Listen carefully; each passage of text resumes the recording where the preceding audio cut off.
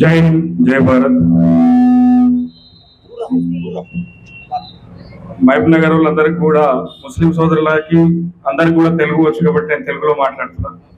ఏంటంటే ఈరోజు మనం 78వ స్వాతంత్ర దినోత్సవం జరుపుకుంటున్నాం, ఇండిపెండెన్స్ డే.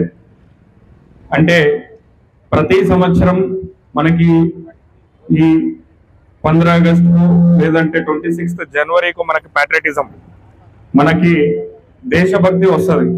ఆ ఒక్క రోజుతోనే ఆ దేశభక్తి గతం అయిపోతుంది. తెల్లారులేస్తే మళ్ళా హిందూ ముస్లిం అనేటువంటి విభేదాలతో కొట్లాటలల్లో లొలీలలో ఉంటాం.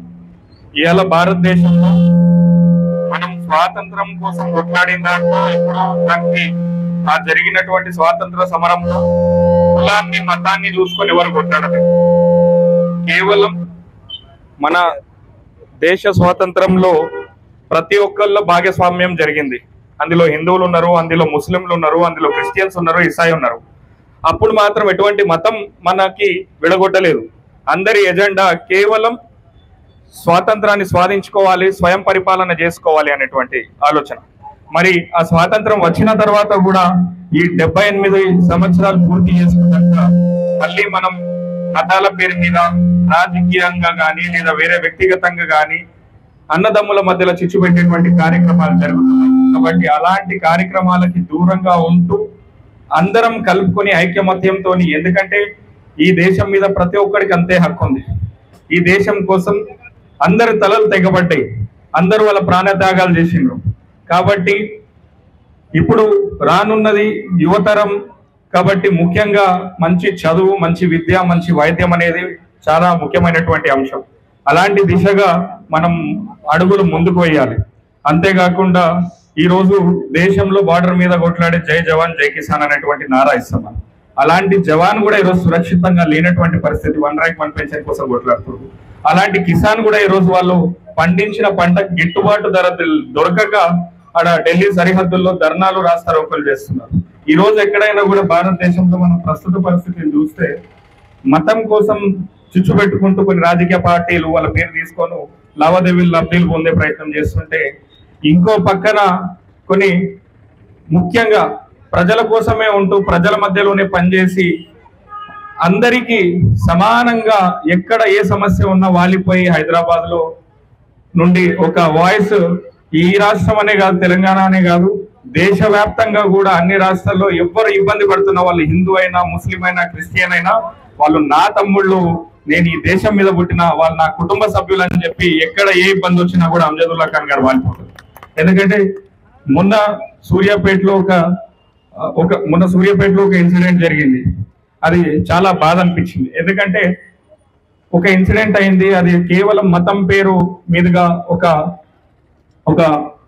అబ్బాయి వార్డెన్ గానో ఇక్కడ మనకు హాస్టల్ వార్డెన్ గా టెంపరీ అవుట్ సోర్సింగ్ జాబ్ చేసుకునేటువంటి అబ్బాయి ముస్లిం, ఇంకొంతమంది యూత్ ఎట్లాంటి సిచ్యువేషన్, ఎలాంటి కండిషన్ లో ఉందో చెప్తున్నా నేను.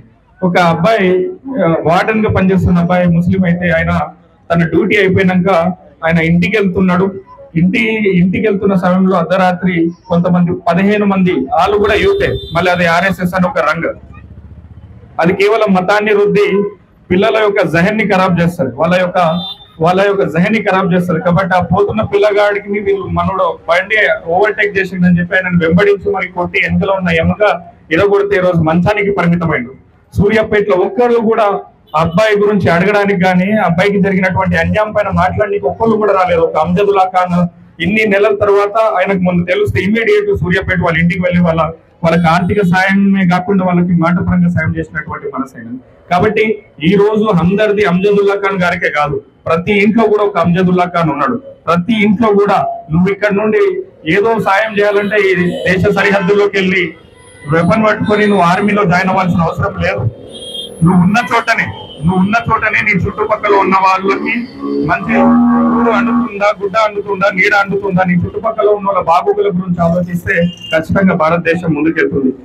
ఎందుకంటే ఈ రోజు నువ్వు ఏ గరీబు ఇంటికి వెళ్ళినా కూడా నీకు మందిర్ కావాలా, మస్జిద్ కావాలా అంటే ఫస్ట్ నాకు తినడానికి తిండి కావాలి, కట్టుకోవడానికి గుడ్డ కావాలి, చచ్చిపోయినాక నన్ను తగలబెట్టడానికి 6 గజాలు కానీ నన్ను కూర్చొని 6 గజాల భూమి కావాలంటారు. కాబట్టి నా యొక్క విజ్ఞప్తి ఏంటంటే మెయిన్ యూత్, ఈ రోజు అమ్జదుల్లా ఖాన్ గారు ఒక ఇన్స్పిరేషనల్ పర్సనాలిటీ. ఎందుకంటే వాళ్ళ తండ్రి గారి అనుభవం మన అందరికీ తెలిసిందే.